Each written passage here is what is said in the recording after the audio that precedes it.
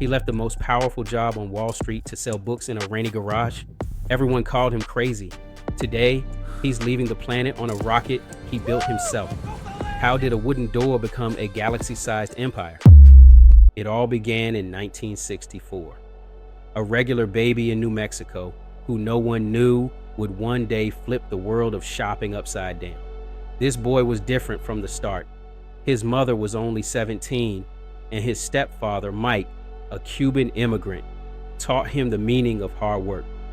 But the most interesting part of his life happened on his grandfather's ranch, where he learned to build things with his own hands. He even dismantled his crib with a screwdriver because he had to know how it worked. But do you think this extreme curiosity didn't get him into trouble at school? Not only did it not cause trouble, but it turned him into a little garage inventor. He built an electric alarm for his room to keep others out, and even created a solar cooker. His grandfather gave him a life lesson. You have to find the solution yourself. Under the hot Texas sun, he learned to vaccinate cattle and fix tractors. At night, he spent hours staring at the stars, dreaming of space travel. Because of these dreams, he was always ahead of the rest. But could this little genius control the real world like his toys? At Princeton University, he realized his brain was built for computer code. He quickly became a star on Wall Street, high salary, top position, and a guaranteed future.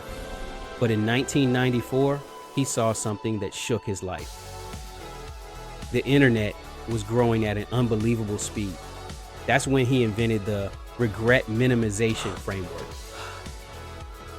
He told himself, I don't want to be 80 years old regretting why I didn't try. So he left everything and hit the road.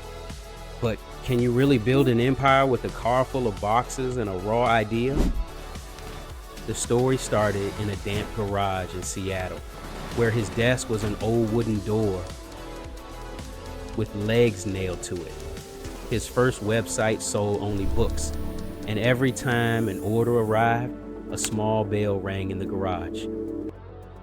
He and his wife carried the packages to the post office themselves. He was obsessed with one thing. The customer is king. He fought so hard that a giant was born, making big bookstores tremble. Everything was going well, but a massive crash was coming.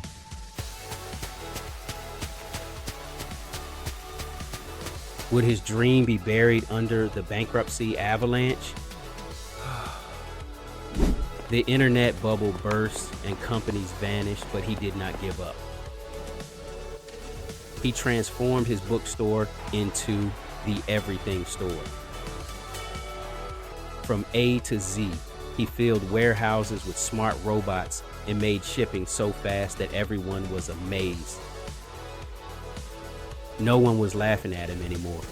He was now the richest person on earth. And the Smile logo was on every box in the world. But his true power wasn't in selling goods. He was building a secret digital weapon. Do you know what it was? That secret weapon was the Amazon cloud, or AWS. It's incredible that half of the world's internet now runs on his servers. Then came the Kindle, a device that put thousands of books in your pocket. He wasn't just a seller, he was coding the future. Smart homes, AI, and Alexa all came from his mind. His wealth grew so much that Earth was now too small for him. It was time to go back to his 7-year-old dream. But how? He started his space company to build a road to the stars. His rockets exploded one after another, but he just smiled and started again. Until finally, the rocket landed vertically on Earth, space tourism was no longer a science fiction story. He stepped down as CEO, put on an astronaut suit, and climbed into the rocket himself to prove that nothing is impossible. The countdown began. 3, 2, 1, liftoff.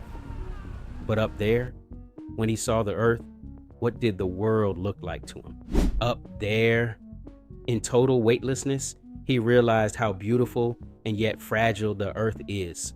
When he returned, he was no longer the same man. Now, he spends a huge part of his fortune saving nature and our planet. From a tiny garage and an old desk, he reached the galaxy. And this is his greatest lesson. Take small steps, but dream of the stars. Now it's your turn. If you look back at age 80, which thing you didn't do will you regret?